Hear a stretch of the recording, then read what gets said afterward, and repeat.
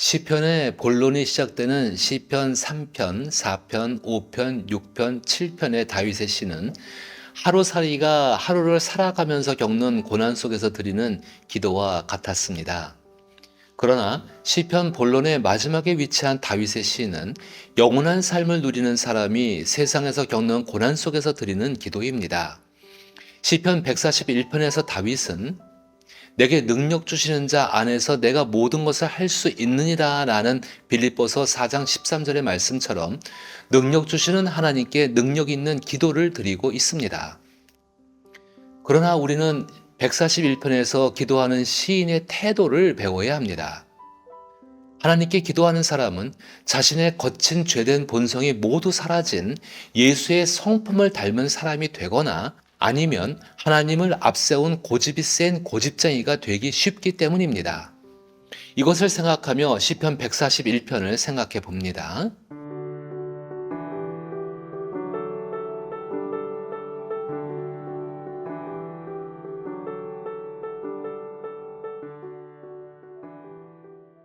1절과 2절에서 시인은 자신을 제물로 삼아 기도하고 있습니다.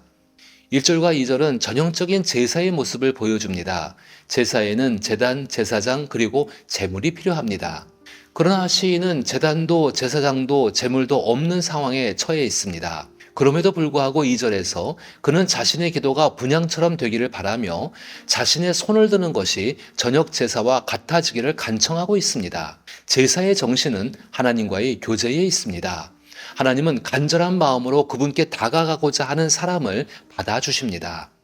이는 하나님께서 자신을 찾는 사람과 함께하는 것을 기뻐하시기 때문입니다. 그러나 하나님은 완전한 선이십니다. 제사는 일시적으로 하나님의 말씀에 따라 세워진 제단과 제사장 그리고 동물의 피, 즉 희생제물을 통해 부정하다 여기는 것을 대속하여 하나님과의 교제를 이루는 방법입니다. 이는 창조주께서 피조물과 함께 하시며 기뻐하고자 하시는 뜻에서 시작된 제의적 행위입니다.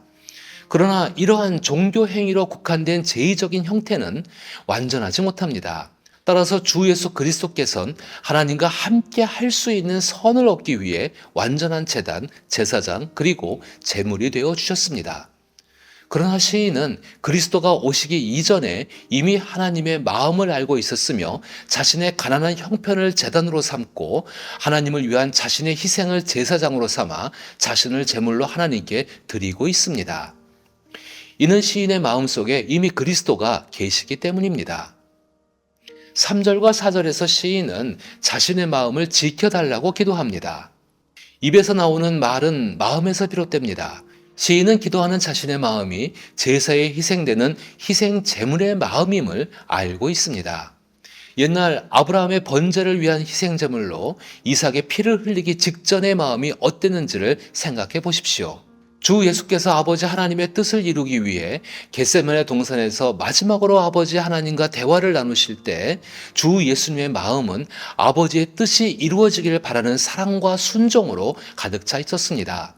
시인은 기도하는 자신의 마음이 악의 기우로 악을 행하는 자들과 같아지지 않도록 마음을 지켜달라고 기도합니다.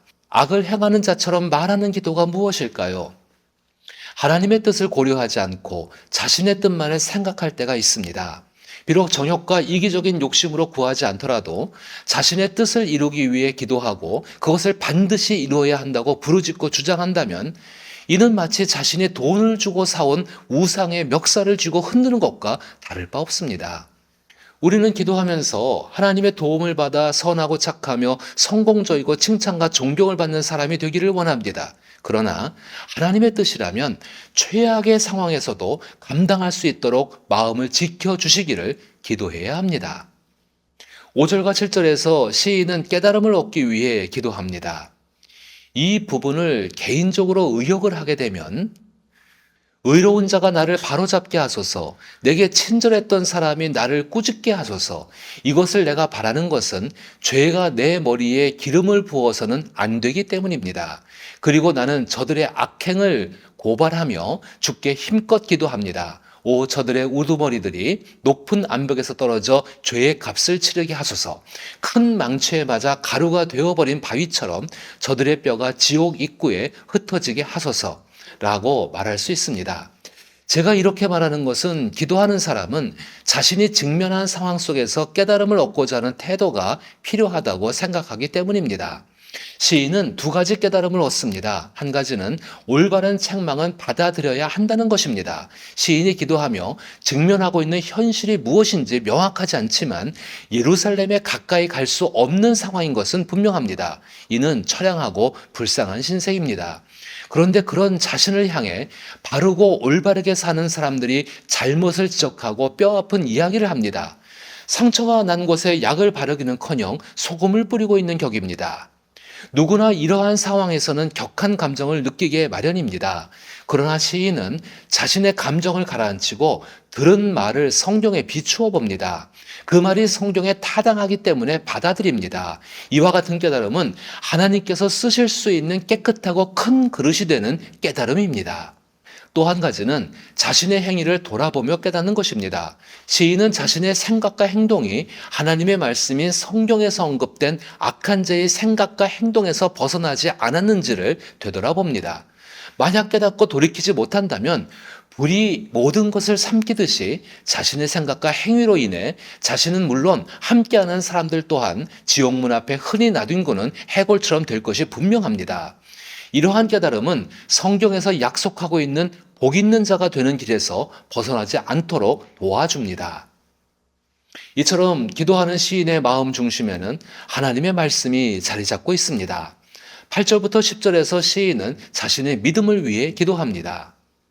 8절에 주 여호와여 내 눈이 주께 향하며 라는 표현은 하나님만을 바라본다는 믿음을 의미합니다.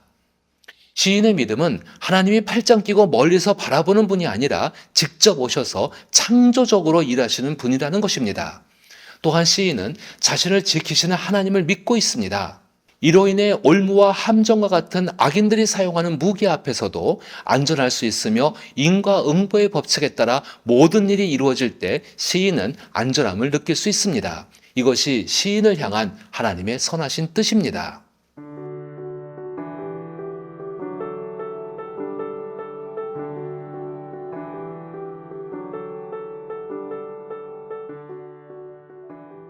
시편 141편은 자신을 제물 삼아 기도하고 하나님을 향한 마음을 지키기 위해 기도하며 현실 속에서 성경을 통해 깨달음을 얻고자 자신의 믿음을 위해 기도하는 시인의 모습을 통해 하나님의 능력으로 충만해지는 태도를 보여줍니다.